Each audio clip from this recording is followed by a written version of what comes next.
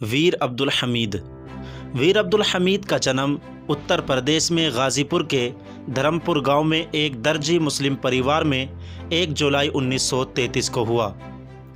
कपड़ों का काम करने वाले मोहम्मद उस्मान के बेटे अब्दुल हमीद की रुचि अपने इस काम में नहीं थी, लेकिन उनके संस्कार उन्हें प्रेरित कर रहे थे सेना में भर्ती होकर देश की सेवा के लिए। आखिर में उन्होंने एक सैनिक के रूप में 1954 में अपना कार्य शुरू किया। वो जम्मू कश्मीर में तैनात हुए। जम्मू कश्मीर में आने वाले पाकिस्तानी आतंकियों को अब्दुल हमीद मज़ा चखाते रहते थे। दोस्तों, आप देख रहे हैं गोल्डन मैसेज और ये कहानी है भारत पाक युद्ध के हीरो वीर अब्दुल हमीद की। 1947 में मुंह की खाने के बाद भी पाकिस्तान नहीं सुधरा। 1965 में उसने अमृतसर की ओर से अपने नापाक कदमों को बढ़ाना शुरू कर दिया था। ऐसे में युद्ध के हालात बनते जा रहे थे। इसीलिए भारत के जवान जो छुट्टी पर गए हुए थे, उन्हें वापस लौटने का संदेश भेजा गया। एक ऐसा ही संदेश गाज़ीपुर के उस्मान के घर भी पहुंचा, जिसको पढ़कर उनके बेटे ने फ़ौरन अपना सामान बांधना शुरू किया। वो अपना बिस्तर बांध ही रहा था कि उसकी रस्सी टूट जाती है। ये देखकर पास बैठी पत्नी रसूलन परेशान हो उठती हैं। असल में उनके अनुसार ये एक अपशगुन है, इसीलिए वो नहीं चाहती थी कि उनके पति युद्ध पर जाएं। इसीलिए उन्होंने पति को मनाना शुरू कर दिया। फिर वो जब नहीं माने तो उन्होंने गले रखकर ज़ोर ज़ोर से रोना शुरू कर दिया। ऐसी स्थिति में अक्सर लोग कमज़ोर हो जाते हैं, लेकिन भारतीय सेना का ये जवान कमज़ोर नहीं पड़ा। उसने अपनी बीवी को अपने से अलग करते हुए कहा, मेरे लिए देश सबसे ऊपर है। ये कहानी है 1965 भारत पाक युद्ध के हीरो वीर अब्दुल हमीद की। पत्नी की प्रेम की बेड़ियाँ तोड़कर अब्दुल हमीद अपने घर से कुछ ही दूर चले थे कि उनकी साइकिल की भी चैन टूट जाती है। ऐसी स्थिति में अब्दुल हमीद अपना सामान अपने सर पर रखकर पैदल ही स्टेशन की ओर चल पड़ते हैं। लेकिन जब वो स्टेशन पहुंचते हैं तो पता चलता है कि वो जिस ट्रेन में जाने वाले थे वो चली गई है। ऐसी स्थिति में सभी दोस्त जो वहाँ मौजूद थे अब्दुल हमीद को मनाने लगते हैं।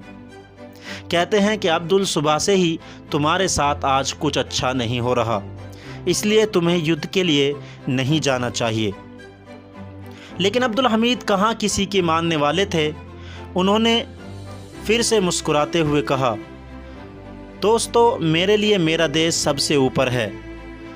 बहरहाल उन सभी चुनौतियों को पार करते हुए जैसे तैसे वीर अब्दुल हमीद अपनी पोस्ट पर जा पहुँचे।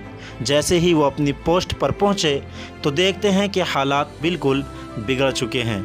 इत्तेफाक से जिस पोस्ट पर वीर अब्दुल हमीद की पोस्टिंग थी, उससे होकर पाकिस्तानी सेना के टैंक अमृतसर के अंदर घुसने वाले थे। ऐसी स्थिति में वीर अब्दुल हमीद के पास बड़ी चुनौती थी कि वो दुश्मन का सामना कैसे करते हैं। दूसरी तरफ पाकिस्तानी सेना ने पोस्ट से कुछ ही दूर पर पहुंचते ही तेज़ी से अपने पैटर्न टैंक के द्वारा बमबारी शुरू कर दी। ऐसी स्थिति में अब्दुल हमीद ने हौसले से काम लिया और रणनीति के तहत तय किया कि वो दुश्मन की सेना को 1 इंच भी आगे बढ़ने नहीं देंगे। अब्दुल हमीद समझ चुके थे कि अगर पाकिस्तानी सेना को पीछे ढकेलना है तो उनके टैंकों को नेस्तो नाबूद करना ज़रूरी है। हालांकि ये एक जोखिम भरा काम था, इसमें अब्दुल हमीद की जान भी जा सकती थी, लेकिन उनके लिए देश सबसे पहले था। इसीलिए उन्होंने आगे बढ़ना शुरू किया।